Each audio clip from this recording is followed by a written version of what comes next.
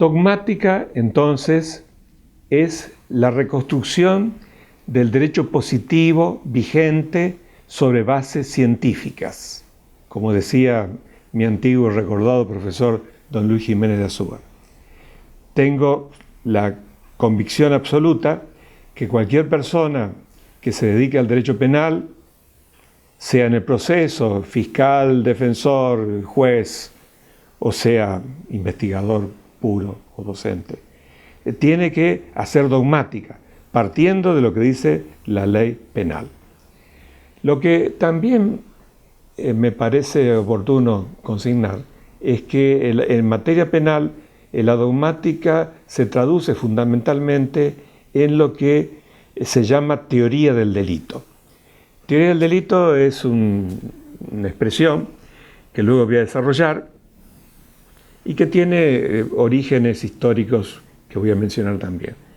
Pero los que ya han transitado, en cierta manera, los terrenos del derecho penal sabrán que hay corrientes, algunas históricas, otras contemporáneas, pero siempre vigentes en el sentido de que se puede volver sobre ellas, que son el causalismo, el finalismo y el funcionalismo.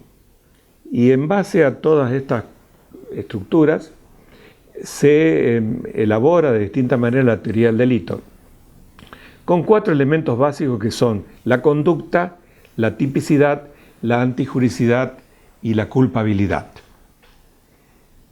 La dogmática sirve, entonces, en el terreno procesal, para hacer predecibles las resoluciones judiciales.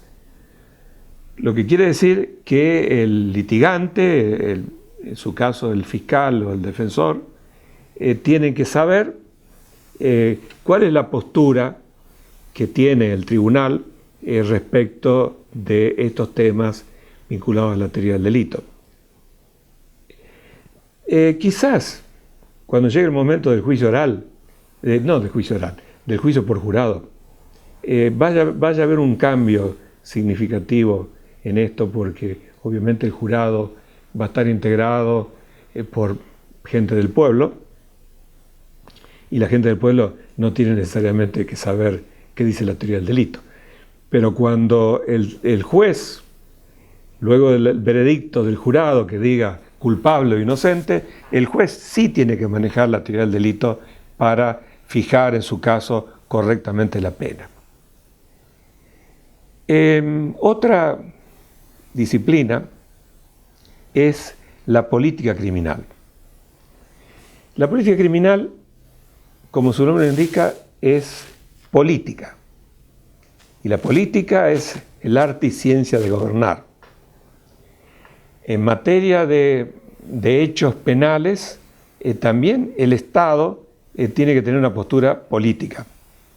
Y la postura política no necesariamente coincide siempre, porque las corrientes o la forma de apreciar las necesidades sociales son distintas. Y, en definitiva, lo aceptan o lo rechazan los políticos a través de la representación parlamentaria y, obviamente, con la decisión que tome el Poder Ejecutivo. Hay grandes lineamientos políticos. Cada vez que se procuró en la República Argentina hacer una reforma del Código Penal, que tiene vigencia a partir de 1922, el Código fue sancionado en 1921, cada reforma, cada intento de reforma, cada proyecto, obedece a una política criminal implícita, aunque no se la exprese, digamos, para el conocimiento externo, pero siempre hay una política criminal que subyace a una reforma legislativa o al intento de una reforma legislativa. La política criminal puede ser, concretamente y haciéndolo en términos más sencillos, más represiva o menos represiva, más respetuosa de los derechos y garantías o menos respetuosa de los derechos y garantías. Obviamente tiene importancia enorme para el derecho y sobre todo para los ciudadanos saber qué política criminal adopta el Estado. Yo, obviamente, jerarquizo la política criminal que tiende a reducir, como dije antes, el poder del Estado, no a ampliarlo. Bueno, con algunas alternativas que no son del caso en este momento explicar. Recién hablaba de la política criminal y tengo que agregar una referencia que es importante. Yo decía que la política criminal la decide el Estado, obviamente, y los juristas, los doctrinarios, también tenemos que hacer mención a los criterios político-criminales que sostenemos. En la historia penal tenemos juristas que han sido famosos y recordados. Por ejemplo, Frank von Liszt, que fue profesor en Múnich y bueno, que escribió un tratado que tuvo creo que 29 ediciones y actualizaciones, etc.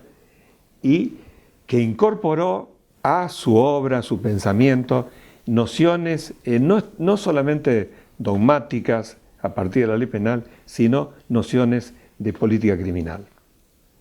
Y también tengo que hacer mención a un jurista contemporáneo, que es Klaus Roxin, también fue profesor en Múnich, y que sostiene en sus obras criterios que son de política criminal. Antecesor a él, profesor en la Universidad de Bonn, fue Hans Welzel, y Hans Welzel también introdujo nociones, criterios de política criminal en la explicación de los temas. Lo que quiere decir que no se puede abstraer nadie, absolutamente nadie, y menos los juristas, de adoptar posturas político-criminales.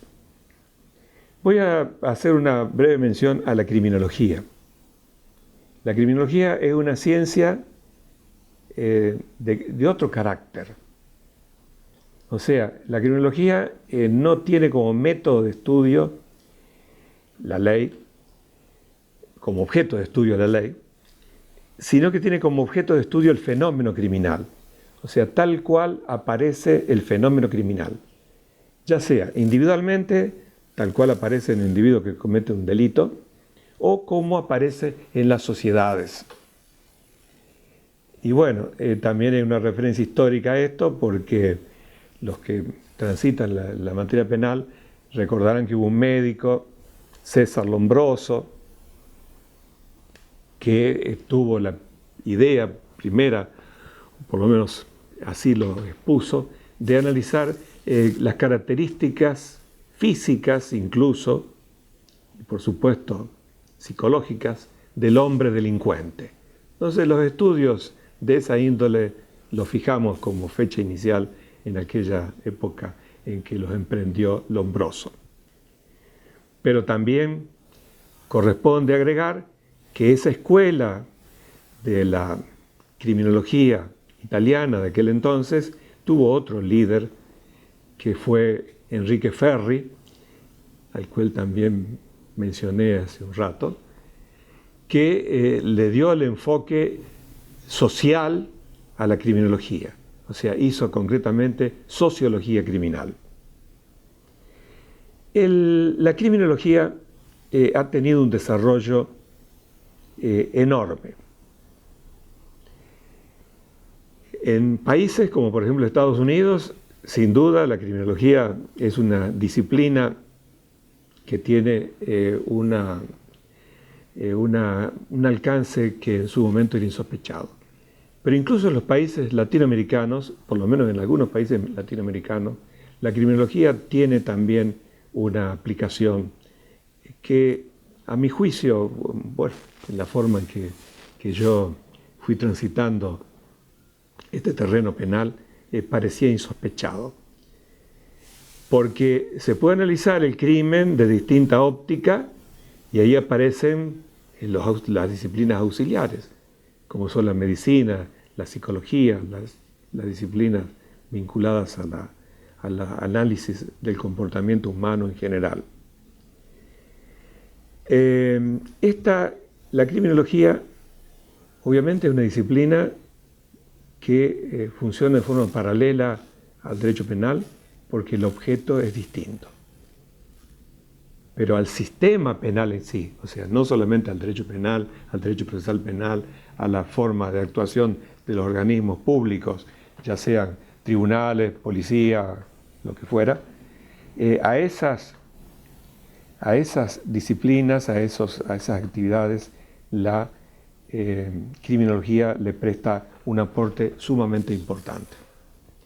Para ir a un tema de orden dogmático, estoy pensando en lo siguiente.